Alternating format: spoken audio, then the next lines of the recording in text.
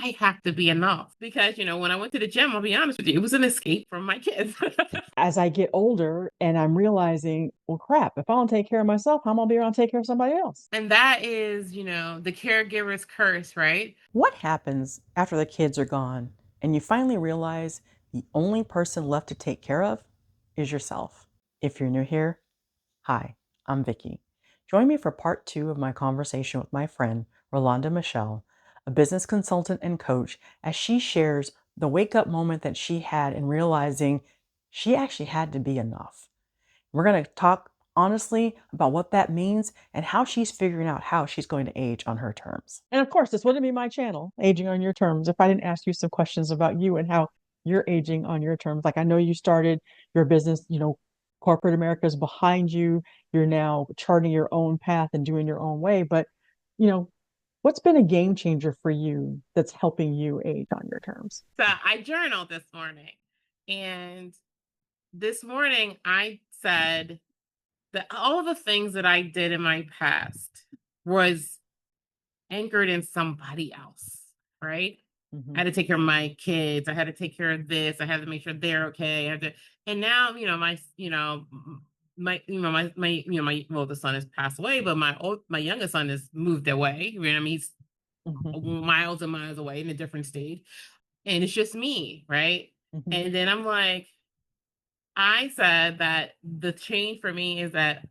I have to be enough. I have to be enough because when I didn't feel like going to work when we worked together, Mm-hmm.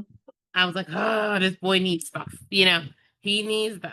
He has this. He needs to eat. He needs to whatever. So now I have to be enough to get me up and do different things. I have to be enough to exercise for because I started back on my fitness journey because I used to be a gym rat and then I just Mm-hmm. became lazy. So now I'm like I have to be enough because when I went to the gym, I'll be honest with you, it was an escape from my kids. Whenever it was just that time and I could just work out early in the morning before I had to wake them up and say, let's start the day. That's the journey that I'm on right now is defining my terms. You're a little older than me. I'm 51. I'll tell people how old I am. I don't care. Mm-hmm. And if I do it right, I have enough time to enjoy it. You know what Yes. I mean? Everything as opposed to being so reactive. I have to be a little bit more proactive. Like agent on my terms mean I have to define those terms. That means Mm-hmm. I have to eat better for me. You know what I mean? Mm-hmm. I get lazy because I'm like, nobody's here. I don't have to cook. I'll get some cereal. Like I'm serious. Like, you Yes. having the kids in the house made you do different things. Makes you get up, made you do this, make you clean better. You're like you just do so much things better because the kids were here. Now I have to be enough. And I'm like, girl, you have to be enough. And what does that mean? And what does that look like for you? And that was exactly what I journaled this morning. That I have to figure this out. I don't know what it's going to look like, but I know that once I get that figured all out, that everything is going to be even better, even feel better on the inside. Because I'm a big person about making sure it feels better. Mm-hmm. Moving and my term is moving in love, right? Actually, writing a book on it now. I got to talk to you about that offline. Oh, But cool.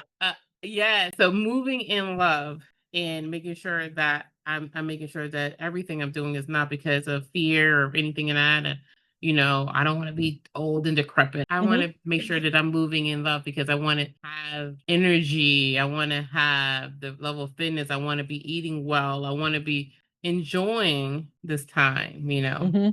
Prior to the grandkids, right? Whenever they come, I probably won't come until I'm like 80 years old, but still, uh, but still, But because you're taking care of yourself, you'll be around and fit and ready for them.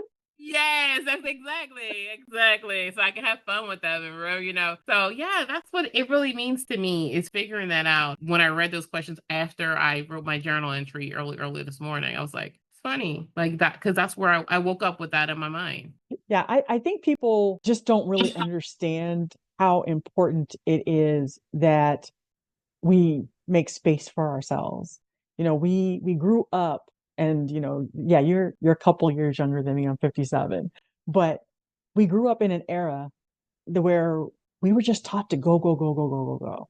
And there's always time to do more and always time to do more. And when you take time for yourself, that's selfish. But as I get older and I'm realizing, well, crap, if I don't take care of myself, how am I gonna be able to take care of somebody else? And that is, the caregiver's curse, right? Yes. Because you see so many caregivers either pass away before or right after the person they were caring for because they were so worried about caring for that one person, they didn't care for themselves. Mm-hmm. And in a situation that I don't have anybody to care for, but that is kind of like, what I do. Like, you know what I mean? Like, you know what I'm Mm-hmm. saying? Like, because as a mom, that was my purpose. That was my, I became a mom at a young age. I was 19. So think about it, more than half of my life, you know what I'm saying? My job was to take care of people, Yes. right? And now I'm like, there's nobody here to take care of. And I was like, well, what am I supposed to do? And now I'm sitting here like, I think I'm supposed to take care of myself. I mean, I've been preaching, self-care since I became a caregiver, and I've been really, really bad at it. Really. But the aha moment for me was our trip to Alaska.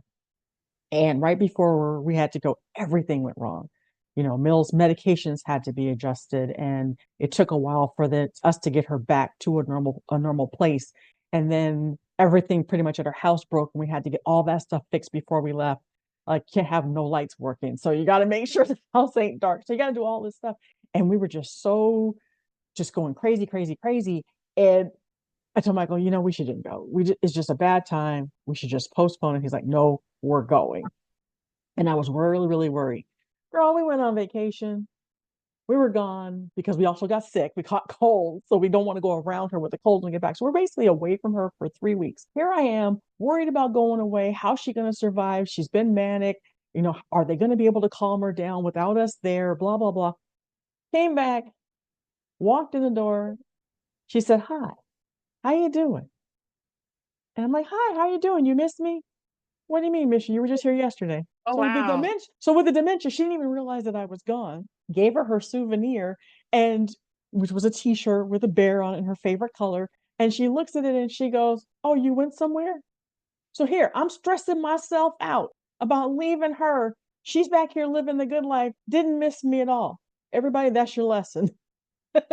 Listen, Take especially, care yeah, of especially like yourself." that. Take care of yourself because everything else will get taken care of eventually. And that's the hard part, right? Sometimes you're like, wait, you didn't need me? You were supposed to need me.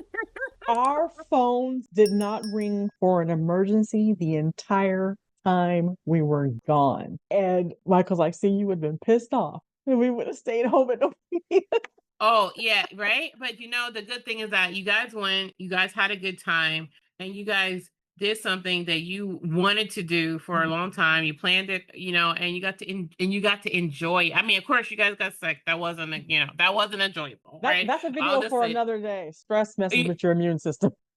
Right, but yeah, exactly, right? If so for me, I get it, and I just say this to you is as you are going through all of this journey and as you're putting this forward and as you're moving forward, just keep being you.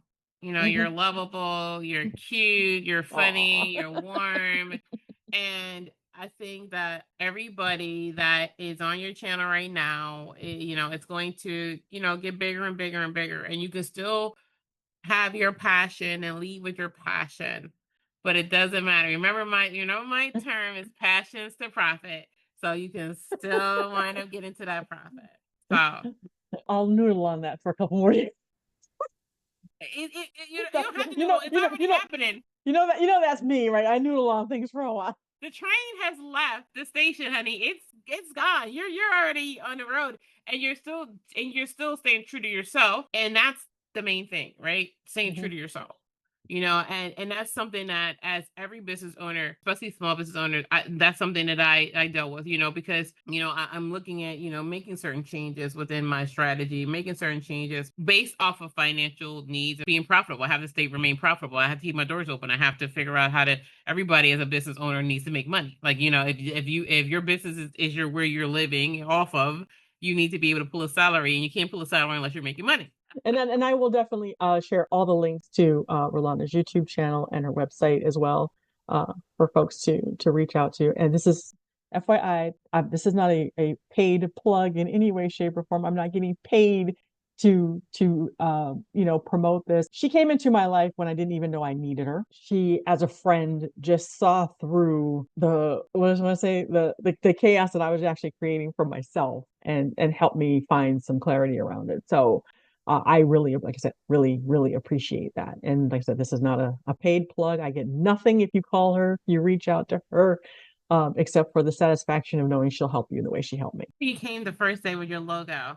I remember, right? Because everybody you had always blurry and everybody, and then like I had my logo that somebody else. He's like, I gotta make mine, and then like the next time you came, you had your logo. I was like, oh my God. I did, and actually, that's an old logo. Let me see if I can actually put it up here. It's not a I loved filter. it. I loved it because I was like, okay, because it was just funny because everybody started and everybody started playing with their logos and everybody but that was part of the class because we knew that we needed that branding and that was one of those anchor things you need is your logo. You need to have your branding.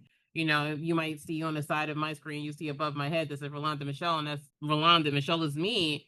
But Thomas and Lee and That's so Optimize, funny. I those are can't all find my where I business can't stuff. find where it is. Slice it in. Oh wow, yeah, there it is. There you go. So Yeah, yeah. So I'll show it. It's the old one, and then I'll compare it to the new one when I edit this. I'll add it in there. But yeah, I've actually changed it a little bit because before it was just the orange and the white. And believe it or not, people actually told me it was hard to read the white on the orange. So I changed it.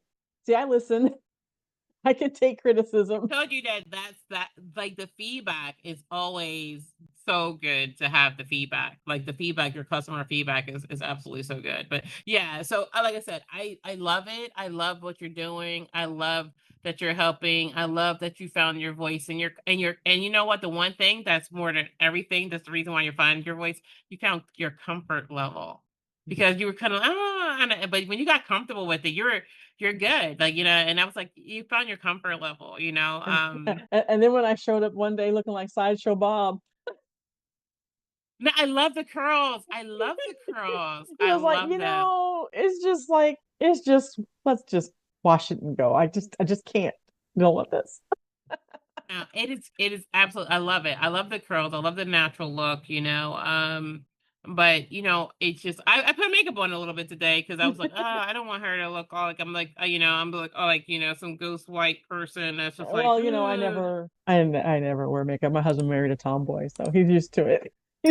Well, yeah, right. Because I don't really wear makeup a lot either, but I did it for you today. I'll never forget on our wedding day, I had friends go, "Really? No makeup?" I'm like, "Why? I want him to recognize me. If I So wear when she makeup got for the wedding, married, he's gonna wonder who he's marrying." right? My aunt said that when you get married, you shouldn't have dramatic changes because then you won't like your wedding pictures. Like you shouldn't do dramatic changes to your hair, doing dramatic Mhm. changes to your makeup. And she said that's why most people don't like their wedding pictures because it's not who they are. She was like, I love my wedding pictures because that was, her face, her regular hair. So she was just like Yes. so happy with it. Yeah, Yeah. I look back So at that and like that looks like me. Because I'll never forget the person who was doing my hair was my mom's hairdresser. She had like all these baby's breath, and she's gonna put uh my hair up and kind of have what me year running you her. got married in the 80s? No, I got married in '98, and she's trying to push me back to have me looking like Minnie Riperton, with all the baby's breath in the hair. I'm like, no, In no, the no, no, no. 80s. I go, no, we're not doing that. You're gonna do my hair like you normally do my hair. I was messing with because I'm like that's like baby. I don't even know if people use that. Do they use it anymore for weddings and stuff? I don't believe anyone uses baby's breath. I don't even think they use it in flowers anymore. Like I mean, like seriously, I hardly ever see them anymore. If you made it this far with me, thanks so much for watching. Drop a comment below and let me know, what are you doing to age on your terms? And if you found any value in this video, please give it a thumbs up and subscribe so I can be sure to see you in the next video.